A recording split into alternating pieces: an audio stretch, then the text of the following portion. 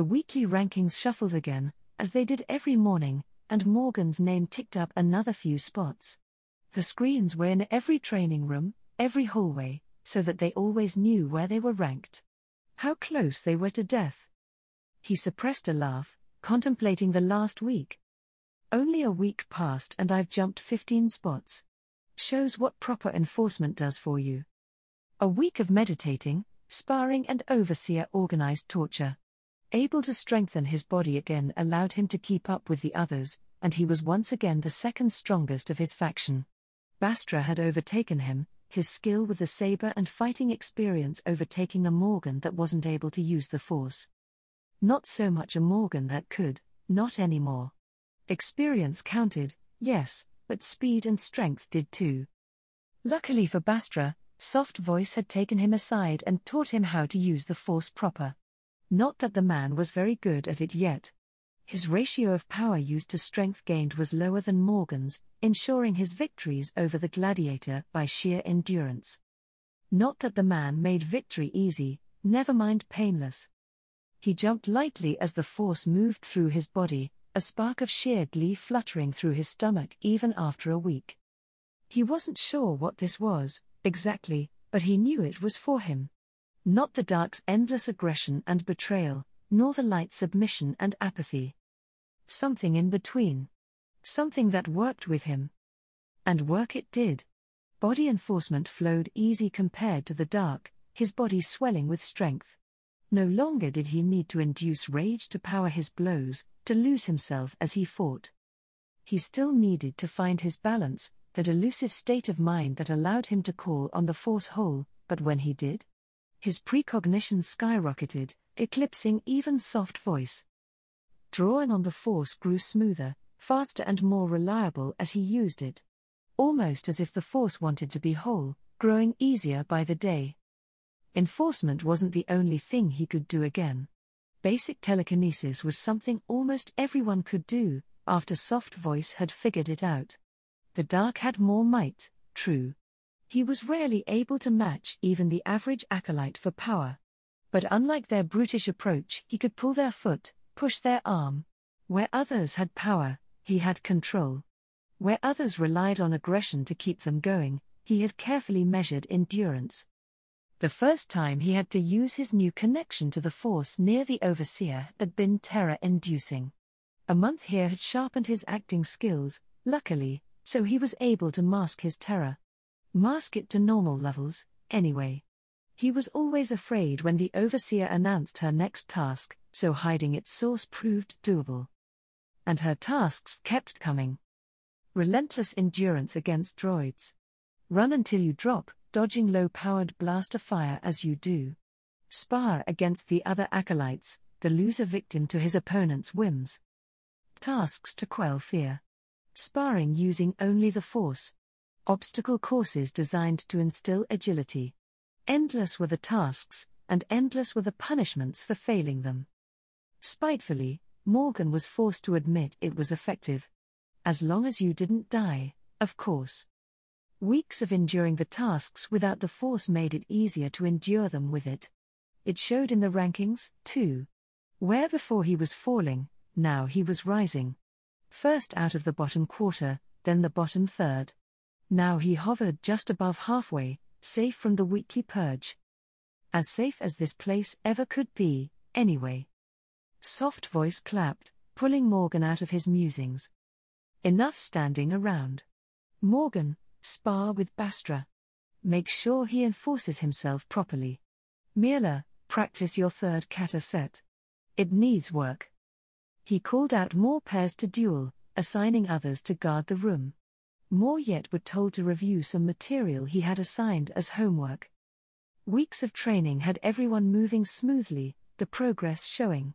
Now it was usually the weakest of the other factions in bottom place, although the low 10 was still often filled with their members. But for now they lived, so for now they trained. 6 weeks for them, 5 for Morgan, had culled the weakest already. The rest were hardened, tempered. Forced them to find a reason to keep going, to get up every morning knowing it might be your last. Be that for revenge, love, hope or fear. It didn't matter. Seeing who had it, and who didn't, was easy enough. One trained with purpose, pushing themselves to the limit day after day. The second went through the motions, doing what soft voice told them to and little more. There weren't a lot of the second kind left. Morgan had yet to find what he lived for. Fear, certainly. Fear of death and pain. Fear motivated him to train, but it would not forge him into a warrior, and only warriors would leave this place alive. The overseer was pacing again, as she usually did, and Morgan really didn't like the look on her face. Not smirking nor scowling. Not angry or happy. The overseer's mood was easy to see, normally. It could shift rapidly, from irritation to glee back to annoyance again, but it was there. Today her face was carved from stone, her silent pacing scaring more than just Morgan. When she finally spoke, half the room flinched in fear, Morgan among them. Today we are going to see how quickly you learn a new skill. How quickly you each adapt to new techniques. She took a breath, halting to glare at them.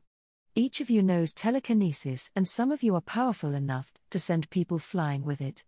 So why do we bother to teach lightsaber techniques at all? Why not simply pick up your opponent with the Force, smash them into the wall, then laugh as they die? Because I'm not a fucking psychopath? Silence greeted her, stretching as she kept waiting. Finally, when it became clear she wasn't going to continue, soft voice spoke up. Besides the fact that enhanced agility and strength limits the damage such a move could deal? Because one can shield themselves against the Force. She smiled at him, the normally unshakable soft voice lowering his eyes a tad too quickly. Precisely. Glad to see someone is using the provided data pads. The overseer's accusing gaze swept the acolytes. Shielding oneself with the Force stops any lucky Jedi sending you flying. Stops rival Sith from pulling you limb from limb. It essentially creates a layer of protection against Force techniques. Morgan mulled on that.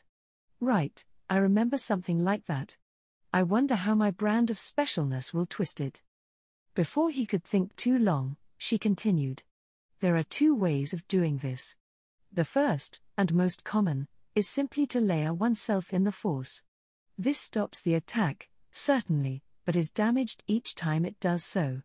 Should you be powerful, this is a good option. You cannot be surprised, and, once readied, you have to pay it little attention. Soft voice raised his hand, the overseer blinking. I've read that a sufficiently powerful Force user can overwhelm shields entirely. How would you protect against that? Morgan dearly wished he had chosen to stand far from the man that morning, the overseer stalking over to his friend. And, by extension, to him. Indeed they can. A lord will break your barrier and snap your spine in the time it takes your heart to beat. It cannot be dodged, cannot be defended against. A strong Jedi, few as they are, will paralyze your mind. Break your will and leave you a drooling prisoner. Because they're merciful, you see. They would never just kill. That would be wrong. She looked soft voice in the eye, the man lowering his gaze. Does that answer your question, Acolyte's ethics? Finally, after what seemed an eternity, he nodded. Yes, Overseer. Good. She twirled, Morgan catching soft voice looking at her ass. The second method of shielding is to react to attacks, countering them. More difficult, but more efficient. Every attack has a counter, a way to unravel the technique into harmless smoke. She turned around again when she was at the front of the class, smirking at soft voice. These techniques are not mutually exclusive.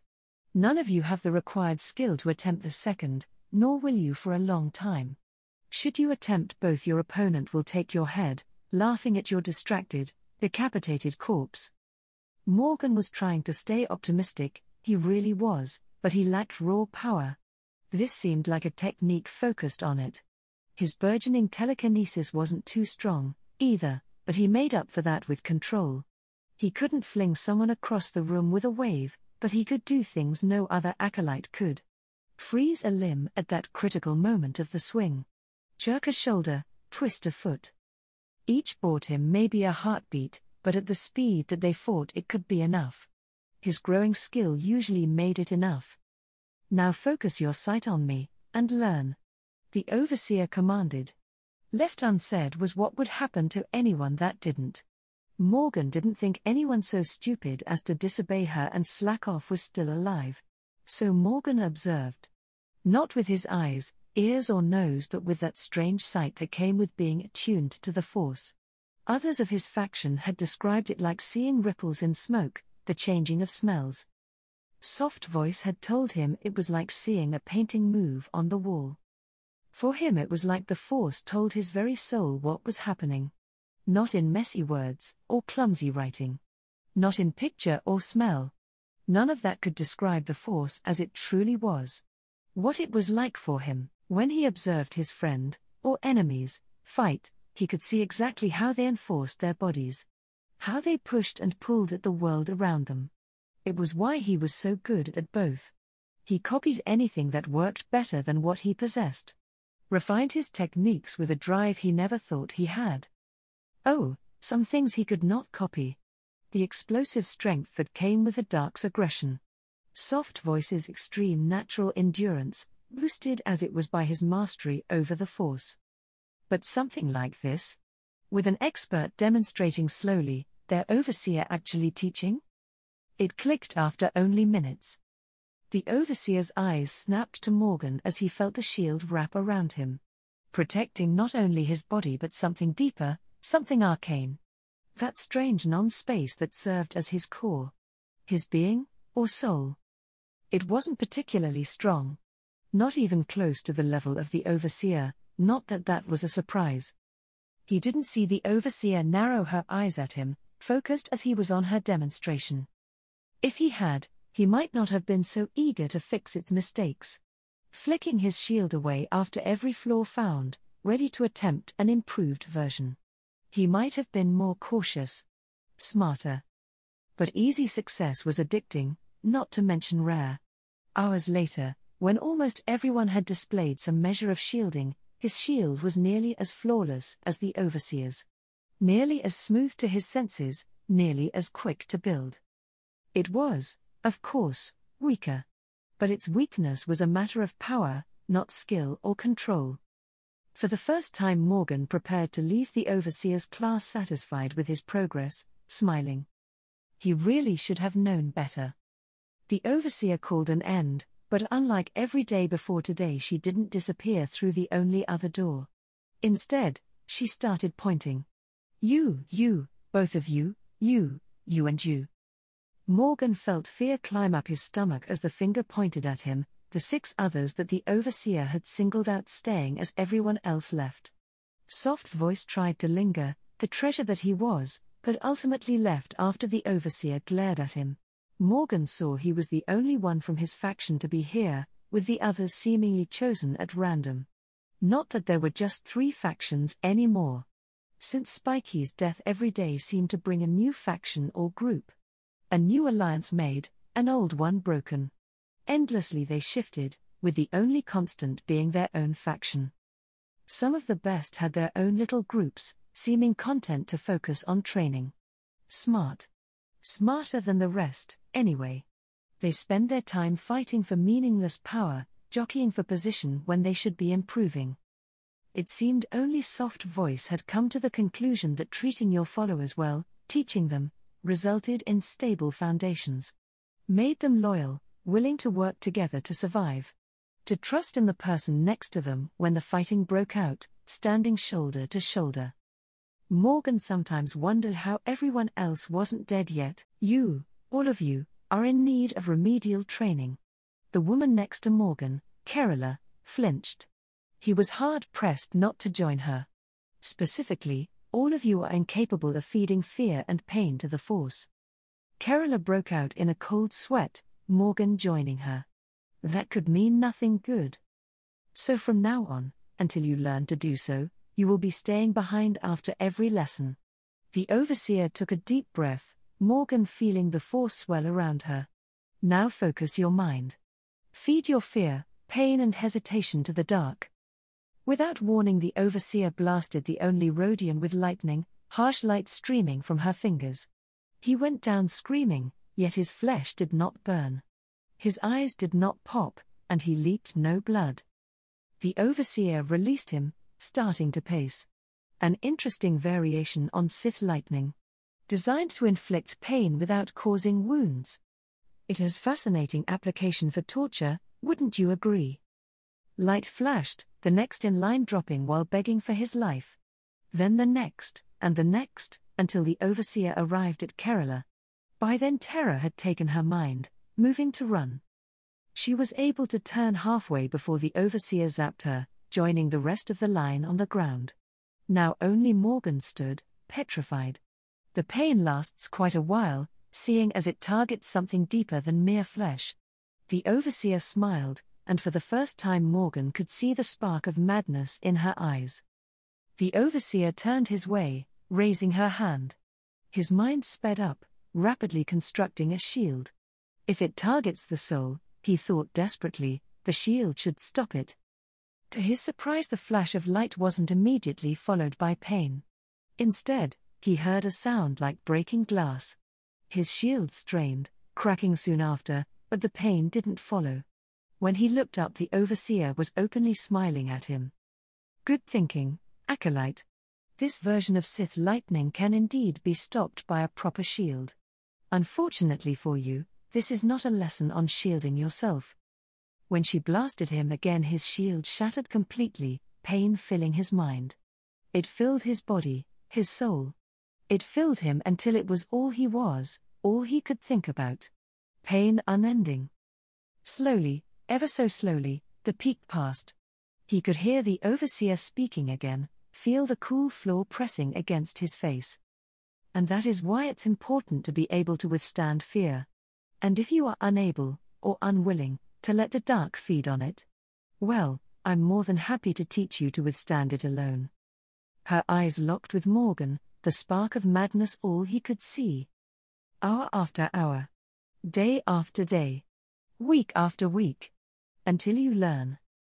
The last word was punctuated with lightning, the Rhodian writhing on the ground again. Morgan watched numbly, feeling something inside of him die. He felt his last bit of hope, of happiness, leave him entirely. Up you get, Mad Mouse. The overseer won't be kind to latecomers. Soft voice insisted. Morgan didn't move, slumped against the wall. His friend had dragged him here early for dueling, earlier even than the overseer's training. It was just the two of them, dangerous as that was. He hadn't fought well. Not very well at all. The overseer would have punished him most harshly for his failure, had she been here. His mind turned to their warden, flinching. His friend caught it. I know it hurts, Mad Mouse. You can't give up. You know what happens when you give up. Death is better than this. Soft voice grunted harshly, Morgan's eyes focusing by reflex. No, it isn't. He looked at his friend, his mind flashing to the deceptive peace he had felt before he had died. He nodded reluctantly. Maybe not. But I can't keep doing this. It's been 3 weeks, soft voice. 3 weeks of that mad bitch torturing us. 3 weeks of insisting we must let the dark feed on our fear. 3 fucking weeks. You can overcome this, my friend. You must. Soft voice stepped to the side, blocking Morgan from being seen on the camera. Morgan might have better precognition in battle, but soft voice knew him, could predict him the old-fashioned way. The Deveronian knew him better than either would like to admit. So when Morgan started crying, the camera didn't see it. The overseer wouldn't witness a moment of weakness, a moment she could exploit. No, I can't. I can't do this. She wants us to feed the dark. And I can't. I just can't. He'd tried. He'd really tried. Tried to draw on the dark. To use it, to feed it. Anything to make the pain stop. And he couldn't. It wouldn't let him. The dark shied away from him like a frightened deer. Even the light seemed reluctant, and he knew that drawing on it was more of a death sentence than doing nothing at all. Only his own way of drawing on the force worked, now. He cursed himself for it. It wouldn't take his pain. Wouldn't take his fear or desperation. He couldn't let go of his emotions. Couldn't let go of anything. It wouldn't let him. The dark feeds off them, the light mutes them. He couldn't do either, trapped as the walls caved in all around. Alone. Soft voice's face flickered through emotions, settling on understanding after a moment. You literally can't, can you? Whatever method to draw on the force you use, and it's not the dark, it won't take your emotions. Your pain. Morgan nodded, his friend's face grim. Why didn't you tell me? We could have started to work on something weeks ago. Why would you have cared? Morgan looked away. Why do you care? Soft voice laughed, a bitter, hard sound. Why do I care? Because this is hell, my friend. Hell itself. Morgan blinked away tears, the Deveronian's eyes piercing. So let me tell you a story. I told you I grew up a slave, yes? Well, where I'm from, so did everyone else. Corporate slaves, chained and worked in one quarry or another. Generation after generation, until even the elders could scarcely remember a time when we hadn't. Soft voice sat, still looming over Morgan. I was big. Always have been. Strong too, very strong. Even before I learned to harness the force to strengthen me further. So when I was a child, my elders bade me to protect the others. Your strength can do the work of 10 men. They told me. So I did. I worked hard, so others, the old, the weak, would not have to. Fought harder, to keep everyone equal. That is how we survive, child. They insisted. Cooperation. Help those that struggle so they may help you in turn. Soft voice smiled, reminiscing as his eyes unfocused. So we prospered, for a time. We helped each other, and lived better lives for it. Nothing lasts forever, of course. We prospered a little too well. So our master, a mining outfit owned by the Zucker Corporation, sent more guards to oppress us. And more still, when I led a rebellion for our freedom. Soft voice's smile turned grim. And they killed us all for it. I fought them like I never knew I could. Screamed until their soldiers flew like tin puppets. Hit them until their armor dented and crumbled. But in the end I was defeated, imprisoned. Because I stood alone, you see. Because no one else could fight quite like me. Kill like me. And in the end, I was all there was left of my family. My tribe. Hundreds of years of history, gone in 4 days. So that is the lesson the Sith taught me. Before even their soldiers took me from prison and brought me to this place. Before I ever knew what the Force was. United we stand strong, my friend. Because we all make mistakes. Sooner or later, we all stumble. Soft voice drew himself up, determination, purpose, etched into his very skin. I will not stumble alone again, I will not take every burden, so others may live easy. Unity made my tribe prosper, but being their protector made them weak. It took their strength, their potential. And only the strong can choose, Mad Mouse. They can make 1,000 choices a day. What to eat, what to do, who to love, and who to hate. Soft voice shook his head, gesturing around. The weak, the slave, have one choice only. To fight, or to submit. Remember that. The strong have a choice about everything. The weak have only one. Soft voice nodded to himself, Morgan lost in thought. That is why I help you, my friend. In hell, you either stand together, the Deveronian shrugged, standing, or you die alone. Morgan flinched when his friend towered over him. Now come, we dally any longer and we'll be late. He dragged his friend up with him, but Morgan wasn't really paying attention. Only one choice. Only one. His mind kept repeating. Choice. Kybers. The overseer sneered. You truly are the most pathetic acolyte this academy has ever trained. Kybers shook in terror, the overseer sighing deeply. There is no point in teaching you anything. Away with you. He hesitated, for practice normally lasts an hour more. Away, I said. All of you. Away. Acolytes scrambled for the door, Morgan almost joining them. But he knew she wouldn't let him go. So did the others, the ones who had earned the overseer's private lessons. Of the 7 that started weeks ago, 4 remained. The other 3 were husks, broken, dead, or playthings to the strong. Sometimes Morgan wondered which would be worse. Now then, my special little acolytes, she purred when the others had left. Have you meditated on the dark? Have you finally learned how to feed it without being consumed whole? Our lessons could end today, you know. If you've learned.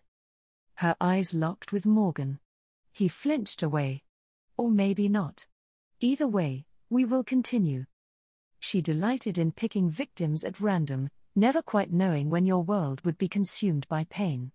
Delighted in seeing them crumble, seeing them break.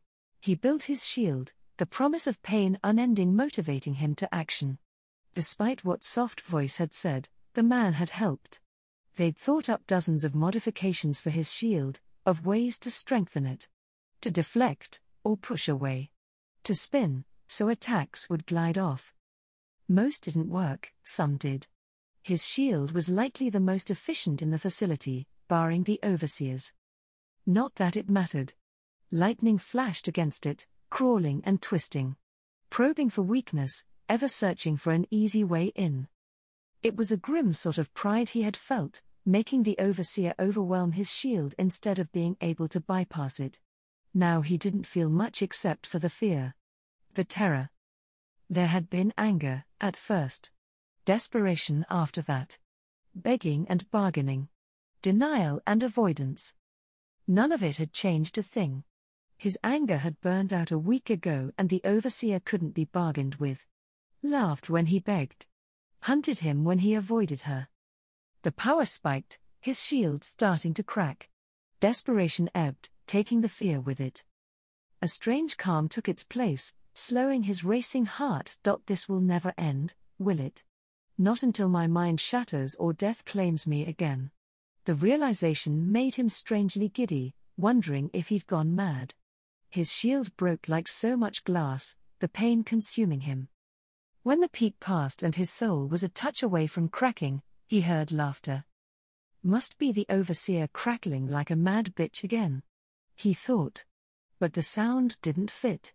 Too masculine, too wounded. One of the others must have cracked, then.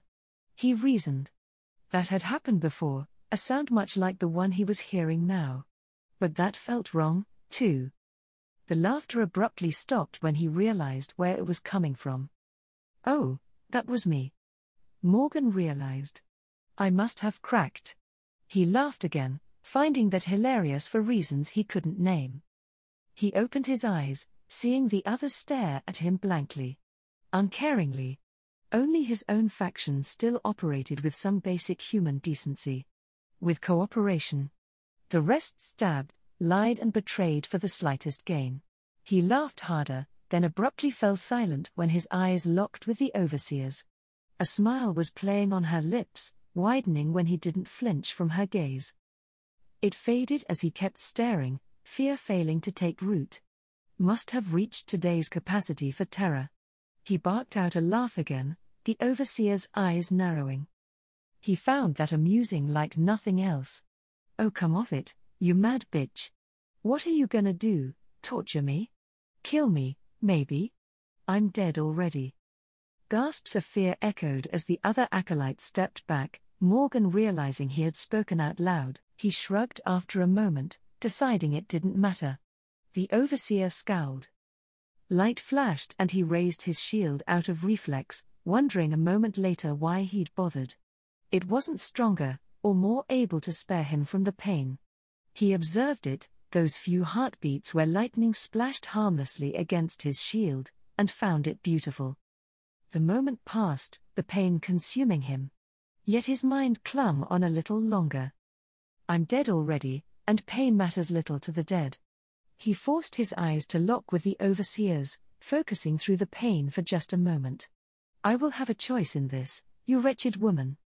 He laughed when her eyes widened, just a little. Laughed when his conscious mind was consumed by pain.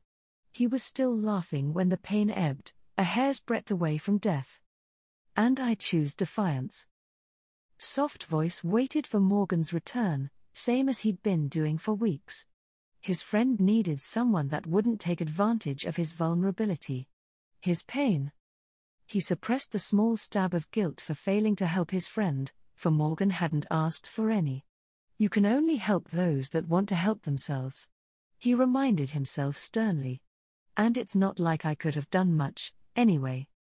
He knew Morgan's relationship with the Force was fundamentally different from his own. Colder, more flowing.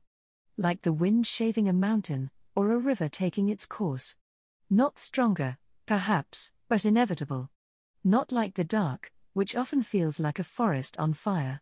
His friend was weaker too, but had more control for it. Still, he felt for his friend.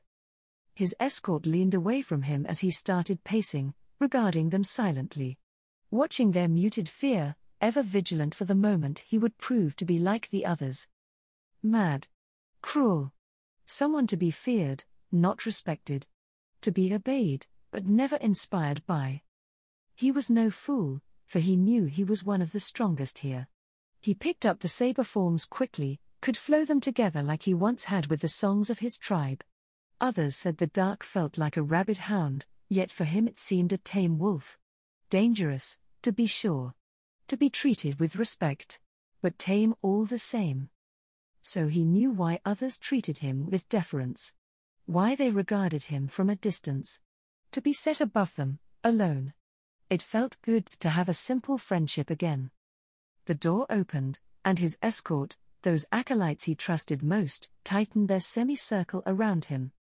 Help them, teach them, but don't take every burden. He reminded himself, stifling the urge to step forward. You brought them for a reason. Let them do what you trained them for. The three others shuffled out first, walking as if in great pain. Soft Voice had never felt the overseer's special lightning and he didn't much care to. No visible wounds, yet in more pain than seemed possible. He knew they would feel it for hours, for he had helped Morgan through it for weeks. Slow stretches helped. Reminded the brain that the body was fine, that it was not broken. Low conversation distracted from the pain, and after a while simple exercise did the same. When he spotted Morgan, he seemed like he normally did. Broken, head down and walking with a limp. Shoulder held stiff, as if dislocated. Soft Voice knew his friend's body was physically fine. That it was his soul in pain. You wouldn't know it looking at him, though. Soft Voice suppressed a shudder, waving his escort forward. To his surprise it wasn't him that noticed something wrong with Morgan, but Mila. She stuttered a step, recoiling slightly before correcting herself. His friend looked away from Mila, looking at him instead. Soft Voice had to resist the urge to sigh. I'm sorry, my friend. I truly wish I could have stopped it. Morgan looked fine, at first glance. And that was his mistake. His friend should be a nervous wreck, trying desperately to not show weakness in front of the other acolytes.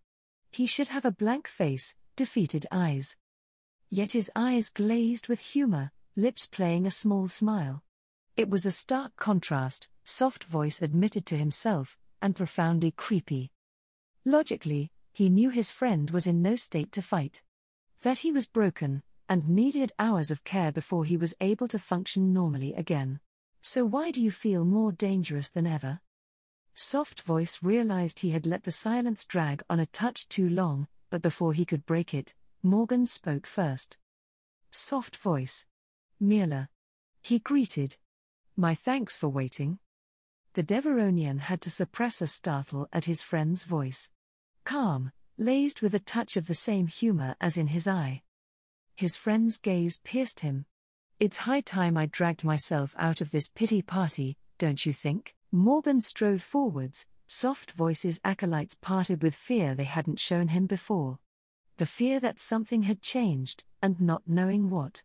Time to apply myself properly. Soft Voice said nothing, but allowed himself the slight kindness of laying his hand on his friend's shoulder. Morgan looked at him, petting the hand softly. Thank you, my friend. For everything. They strode forth, Soft Voice wondering if the overseer was as curious about this development as he was. Weeks turned to months, Soft Voice admitting to himself this new Morgan was a dangerous one. It wasn't that he had changed so drastically. He still had the same dark humor. He walked the same, and, at the start, fought the same. Nearly 3 months in this place changed everyone. Some broke, others hardened. He had lamented that his friend had been more likely to break than temper. Soft Voice contemplated if maybe he had underestimated him. Gone was the hesitation before the strike, costing him valuable time. Gone was the fear, the flinch before being struck. Now Soft Voice watched his friend fight with a lazy confidence, if in a still too small uniform. He watched as the acolytes treated Morgan not with fear of Soft Voice's reprisal, but of his own. Watched as he climbed the rankings, one step after the other, until he was placed 9th. He watched as Morgan's control over the force grew, until he could worm his way past most defenses. Soft Voice had that happen to him, before Morgan had shown him how to improve his shield, and it was none too pleasant. His shoulder had locked, like being clamped, with his friend ruthlessly taking advantage.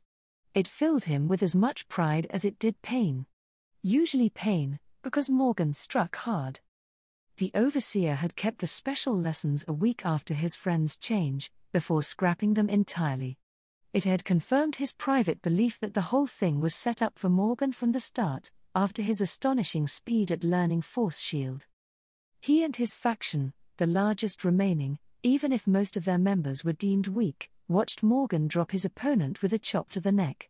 He left the ring without further injuring his opponent, even knowing the overseer would not only allow it, but approve of it. He was happy to see his friend took his talks of being a gracious victor to heart. He clapped his friend on the back, a silent applause. "And the thing that brings me the most pride?" he thought as they observed the other acolytes spar under the watchful gaze of the overseer. "I'm pretty sure he's holding back.